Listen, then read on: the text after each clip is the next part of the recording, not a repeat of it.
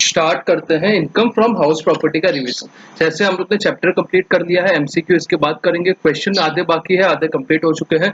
सो वो इसके बाद पहले पूरा एक बार का रिवाइज कर लेते हैं income from house property. Income from house property का सेक्शन कहाँ से कहाँ तक थे, 22 से लेकर 27 तक थे। 22 क्या था, चार्जिंग सेक्शन था। 23 क्या था, एनुअल वैल्यू का कॉम्पिटिशन। 24 क्या था, डिडक्शन।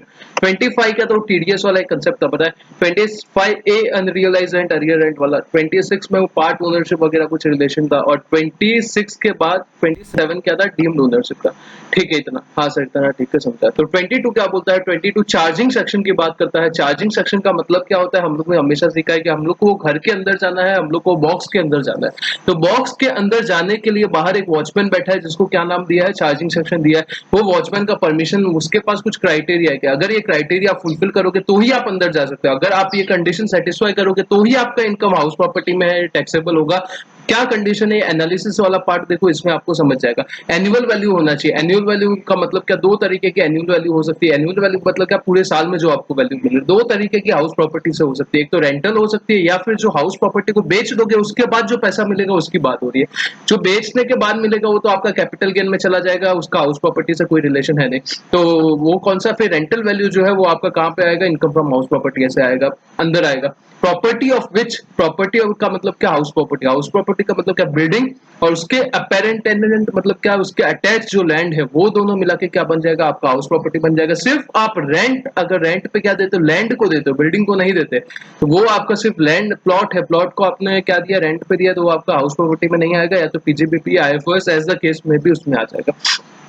थर्ड पॉइंट क्या है, थर्ड पॉइंट है जो असेसी है, वो हाउस प्रॉपर्टी का ओनर होना चाहिए। ये बहुत इंपॉर्टेंट है। ओनर का मतलब क्या होता है, registered owner, yes registered owner चलेगा, डीम्ड ओनर भी चलेगा, जिसका मतलब हम लोग ने 27 में 6 पॉइंट पढ़े थे, 2 into 3 वाले याद है, तो वो अपना हो जाएगा। बट सबलेटिंग नहीं चलेगा। सबलेटिंग का मतलब एग्जांपल याद करो, नरेंद्र मोदी ने एक घर किसको दिया था, राहुल गांधी को रहने के लिए दिया था। रहने के लिए मतलब रेंट पे दिया था, उसमें से जो इनकम आएगा वो किसका, नरेंद्र मोदी के हाथ में क्या आएगा, हाउस प्रॉपर्टी का इनकम है। पर राहुल गांधी ने जो आगे डोनाल्ड ट्रंप को दिया था वो घर रहने के लिए, तो उसमें से जो उसको इनकम आएगा वो किसके आगे, वो सबलेटिंग है। सबलेटिंग जो है वो इनकम फ्रॉम अदर सोर्सेस में टैक्सेबल होता है, हाउस प्रॉपर्टी में टैक्सेबल नहीं होता। ठीक है। फिर जो आपका घर है वो बिजनेस या प्रोफेशन के लिए यूज नहीं होना चाहिए, ये एक इंपॉर्टेंट पॉइंट है। उसके बाद कंपोजिट रेंट का एक कंसेप्ट पढ़ा था। कंपोजिट रेंट का मतलब क्या होता है, आपने अपना क्लासरूम या ऑडिटोरियम एग्जांपल ले लो, क्लासरूम का एग्जांपल ले लो ना, आपने जो रूम तो रेंट पे दिया ही है या लिया ही है, उसके साथ साथ आपने उसके एसी हो गया, टेक्नोलॉजी लिखने वगैरह का वो हो गया, बेंचेस हो गए, ये सब भी आपने क्या ले लिया है, रेंट पे ले लिया। तो फिर कौन सा इनकम फ्रॉम हाउस प्रॉपर्टी होगा, कौन सा पीजीबीपी होगा, अदर सोर्सेस होगा, कंफ्यूजन है। तो आपको क्या करना है, आपको देखना है कि अगर बिल्डिंग का जो वो रूम है उसका और अदर एक्सेसरीज का जो रेंट है वो सेपरेबल है, दोनों अलग अलग कर सकते हैं। अगर कर सकते हैं तो जो बिल्डिंग वाला पार्ट है वो इनकम फ्रॉम हाउस प्रॉपर्टी में आ जाएगा, और बचा हुआ पार्ट या तो इनकम फ्रॉम अदर सोर्सेज या पीजीबीपी के हिसाब में सामने वाले का क्लासीफाई हो जाएगा। बट अगर वो सेपरेबल नहीं है तो आपको इनकम फ्रॉम हाउस प्रॉपर्टी में नहीं आएगा, वो पीजीबीपी आईएफएस में जाएगा सामने। फिर हम लोग ने टाइप्स ऑफ हाउस प्रॉपर्टी पढ़ा था। टाइप्स ऑफ हाउस प्रॉपर्टी में दो टाइप की हाउस प्रॉपर्टी होते हैं। या तो जो आपके पास घर है उसको आपने क्या कर दिया, लेट आउट कर दिया। लेट आउट का मतलब क्या होता है, लेट आउट का मतलब भाड़े पे चढ़ा दिया। या दूसरा ऑप्शन क्या है, आपने सेल्फ ऑक्यूपाई किया, आपने खुद के रहने के लिए ले लिया।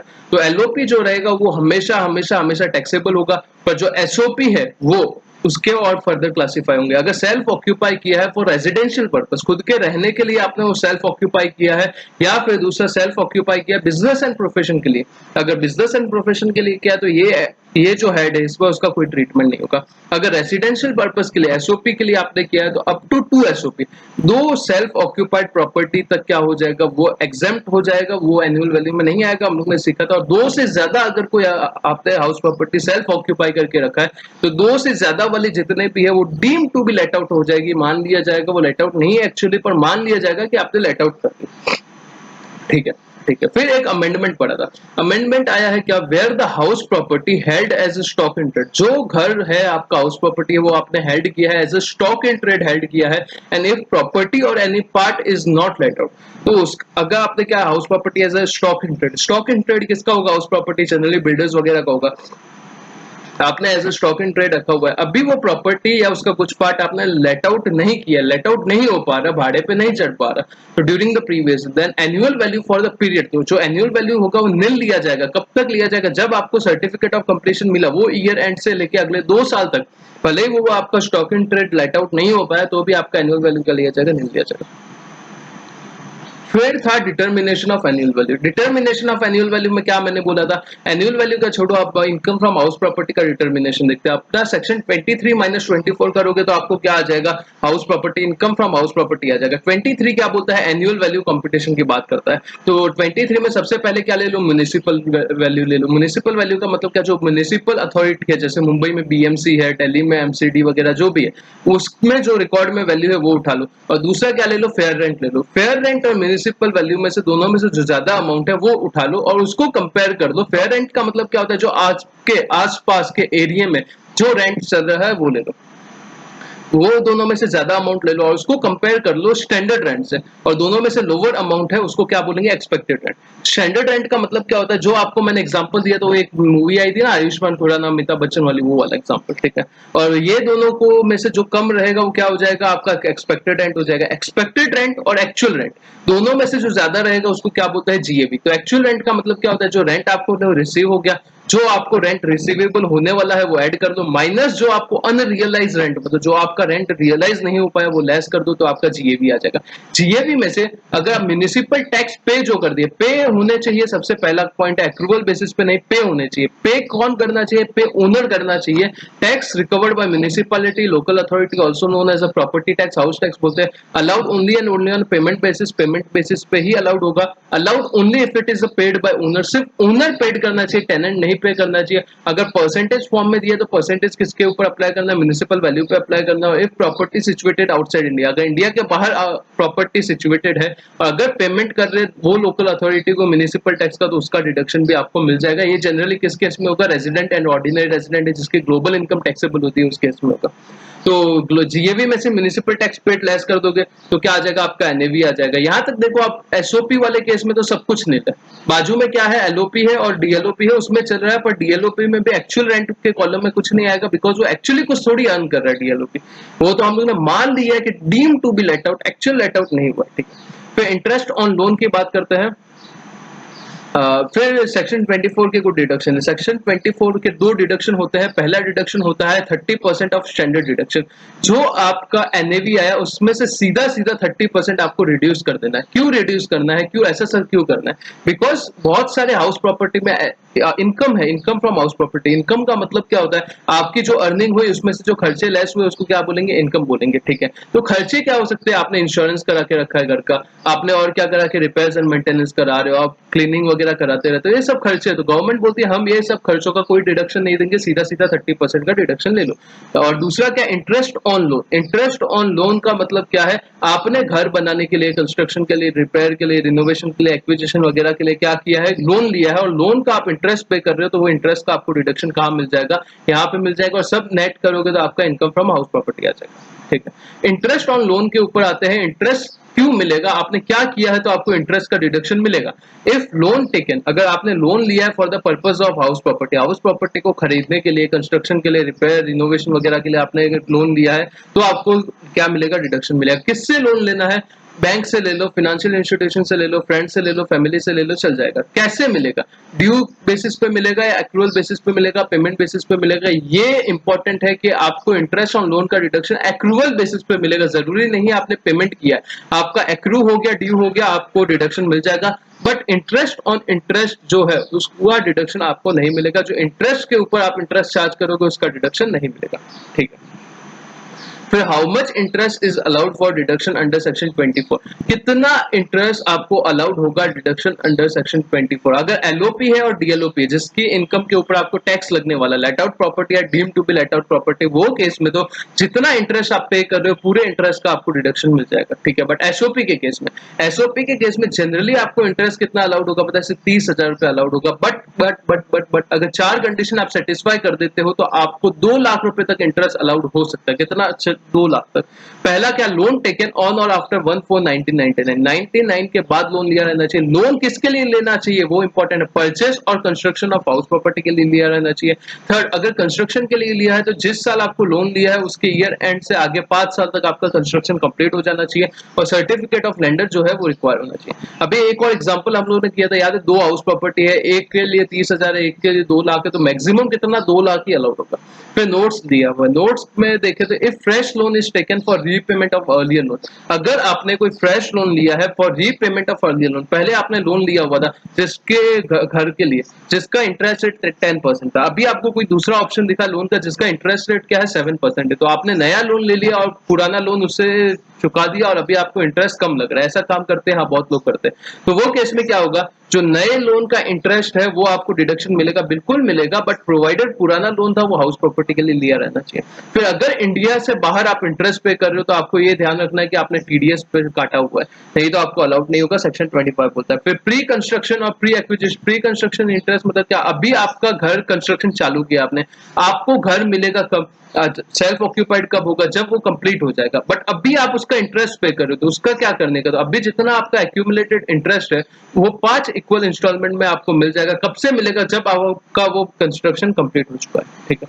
फिर रिकवरी ऑफ अनरियलाइज रेंट और अरियर रेंट, अनरियलाइज रेंट का मतलब क्या, आपको रेंट मिला ही नहीं, अरियर रेंट का मतलब क्या, जो रेंट है आपका डिस्प्यूटेड, ठीक है। तो rent which is not recovered by owner from a tenant, rent which is unrealise rent का मतलब क्या, जो टेनेंट से आप रिकवर नहीं कर पाए वो अनरियलाइज रेंट है। It's deducted from actual rent if 4 condition are satisfied, actual rent से वो रिड्यूस हो जाएगा। हम लोग ने ऊपर देखा था अगर ये 4 कंडीशन रूल 4 का सेटिस्फाई होता है। 4 कंडीशन में पहला कंडीशन क्या है, टेनेंसी जो है आपका जो रिलेशन है रेंट वाला वो बोनाफिड होना चाहिए, जेन्युइन होना चाहिए, टेनेंट ने वो घर छोड़ दिया रहना चाहिए, अगर रेंट नहीं पे कर रहा है तो आपको निकाल दिया रहना चाहिए, वो वैकेटेड हो, vacated that house property tenant, ठीक है। फिर वो टेनेंट है वो आपकी कोई दूसरी हाउस प्रॉपर्टी में नहीं रहना चाहिए। और चौथा, आपको रीजनेबल स्टेप लेने हैं to recover that unrealise rent. फिर अरियर रेंट, अरियर रेंट का मतलब क्या होता है, it means a rent under dispute, जो रेंट है वो डिस्प्यूटेड है, अभी कोर्ट वोर्ट में केस चल रहा है, बाद में आपको रिकवर होगा। तो ये केस में जब वो रिकवर हो जाएगा, जब वो रेंट रिकवर हो जाएगा, मल्टीप्लाई बाय 70% कर लो, वो आपका क्या हो जाएगा, टैक्सेबल हो जाएगा। इसके रिलेटेड कुछ हम लोग ने एग्जांपल किए थे, वो लेस होता है डिसअलाउड बाय एओ, कुछ 3-4 एग्जांपल थे, वो आप ध्यान से देख लेना। Recovery is taxable in a year in which it is recovered whether assessee is owner of property or not in that financial year. Any expenditure incurred for such recovery shall be ignored. कुछ और आपने खर्चे वगैरह किए हैं वो recovery के लिए तो क्या हो जाएंगे, इग्नोर हो जाएंगे, ठीक है। फिर नेक्स्ट पेज पे जाते हैं। हाउस प्रॉपर्टी जैसे मैंने बोला था वो काफी छोटा आपका हेड ऑफ इनकम है। इसके बाद अपने क्वेश्चन कर देते हैं और अपना काम बच जाएगा।